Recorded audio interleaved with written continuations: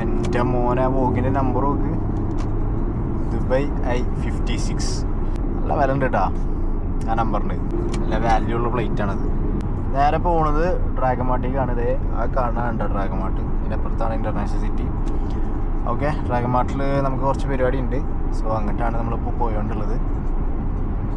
ഇപ്പോൾ വണ്ടിനെ കുറിച്ച് പറയുകയാണെന്നുണ്ടെങ്കിൽ കോർവെറ്റ് C7 2016 വണ്ടി ആണ്. ഓൾമോസ്റ്റ് വണ്ടിയുടെ ഉള്ളിലുള്ള ഒരു വ്യൂവും കാര്യങ്ങളൊക്കെ, വണ്ടി ഡ്രൈവ് ചെയ്യാനൊക്കെ വേറെ മൂഡാണ്. പിന്നെ അതുപോലെ തന്നെ നമ്മുടെ ഗ്ലാസിൻ്റെ മുകളിൽ സ്പീഡ് നമുക്ക് കാണാൻ പറ്റും. അതുപോലെ എത്രാമത്തെ ഗിയറിലാണ് നമ്മളിപ്പോൾ പോയോണ്ടിരിക്കണമെന്ന് വരെ അതിൽ സ്ക്രീനിൽ കാണാൻ പറ്റും കേട്ടോ. ജസ്റ്റ് ഇവിടെ ഒരു ഡാഷ്ബോർഡിൻ്റെ മുകളിൽ സ്ക്രീനാണ്, നേരെ റിഫ്ലക്റ്റ് ചെയ്യണതാണ് ഗ്ലാസിൻ്റെ മുകൾക്ക്. പക്ഷെ അത് നമുക്ക് ഡ്രൈവ് ചെയ്യുമ്പോൾ നല്ല ഉപകാരമാണ്. നമ്മൾ സ്ട്രൈറ്റ് ഡ്രൈവ് ചെയ്യുമ്പോൾ തന്നെ ഗ്ലാസിൻ്റെ മുകളിൽ ഇങ്ങനെ ഉണ്ടാവും സ്പീഡ്, നമുക്ക് എപ്പോഴും മൈൻഡിലുണ്ടാവും. മറ്റേ നമ്മളിങ്ങനെ മീറ്ററിലേക്ക് നോക്കണം. പിന്നെ വണ്ടി ലോവേഡാണ്, എവിടെയെങ്കിലുമൊക്കെ കൊണ്ടുപോകുമ്പോൾ സൂക്ഷിച്ച് കൊണ്ടുപോകണം. അല്ലെങ്കിൽ എന്താ പ്രശ്നം വെച്ച് കഴിഞ്ഞാൽ ലിപ്പും കാര്യങ്ങളൊക്കെ പോയി കിട്ടും.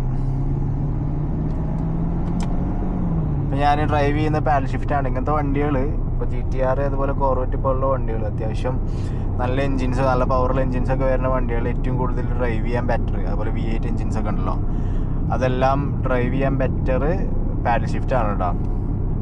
കാരണം എന്താ വെച്ച് കഴിഞ്ഞാൽ ഗിയർ ബോക്സിൻ്റെ കംപ്ലയിൻസ് കുറഞ്ഞ് കിട്ടും.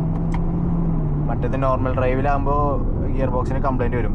നോർമലി കോർവെറ്റ് C7 പെട്ടെന്ന് വരും. കാരണം എന്താ വെച്ച് കഴിഞ്ഞാൽ engine convert ആയിക്കൊണ്ടിരിക്കുകയല്ലേ, V8 V4 V6 എന്ന് പറഞ്ഞിട്ട് ഇങ്ങനെ കൺവേർട്ട് ആയിക്കൊണ്ടിരിക്കും. ഇപ്പോൾ ഞാൻ പറയുകയാണെന്നുണ്ടെങ്കിൽ ഇതിപ്പോൾ നമ്മൾ പാൽ ഷിഫ്റ്റിൽ ഇടാൻ വേണ്ടിയിട്ട് M-ലാണ് ഇട്ടേക്കുന്നത്. ഒന്ന് ഫ്രണ്ടിലേക്ക് ആക്കി കഴിഞ്ഞാൽ ഇപ്പോൾ ഡ്രൈവിലായി. ഓക്കെ, ഞാൻ ഒരു എക്സാമ്പിൾ കാണിച്ചു തരാം. അപ്പോൾ നിങ്ങളിവിടെ നോക്കുകയാണെങ്കിൽ ഇവിടെ V8 ആണ്, നിങ്ങൾക്ക് കാണണ്ടോന്നറിയില്ല, സ്ക്രീനിൽ ഇവിടെ കാണുന്നത് V8 ആണ് കാണുന്നത്. ഓക്കെ, മെല്ലെ ഡ്രൈവ് ചെയ്ത് വരുമ്പോൾ തന്നെ കണ്ടാ ഇവിടെ V4 ആയി.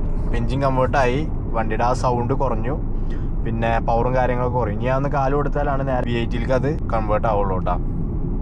ഇപ്പോൾ V4ലാണ് വണ്ടി പോയിക്കൊണ്ടിരിക്കുന്നത്. ഇപ്പോൾ സൈലൻ്റായി, സൗണ്ടും സൈലൻ്റായി. നോർമലി സ്റ്റോക്കിൽ സൗണ്ട് ഉള്ളതാണ് വണ്ടി V4. ഇപ്പോൾ ഞാൻ ജസ്റ്റ് ഒന്ന് കാല് കൊടുത്തു കഴിഞ്ഞാൽ കണ്ടാ V8 ആയി, സൗണ്ട് ഓണായി. നമുക്കത് കൺവേർട്ട് ആവണോണ്ട് ഏറ്റവും കൂടുതൽ ഡ്രൈവിൽ നമുക്ക് ഗിയർ ബോക്സിനൊക്കെ കംപ്ലയിൻറ്റ് വരാൻ സാധ്യത ഉണ്ട്. കോർവെറ്റ് പോലുള്ള വണ്ടികൾക്ക് പെട്ടെന്ന് അങ്ങനെ കംപ്ലയിൻറ്റ് വരും.